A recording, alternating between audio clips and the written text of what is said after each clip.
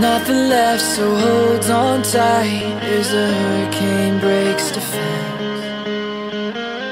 Stay hidden from the causes that might let go of your hand.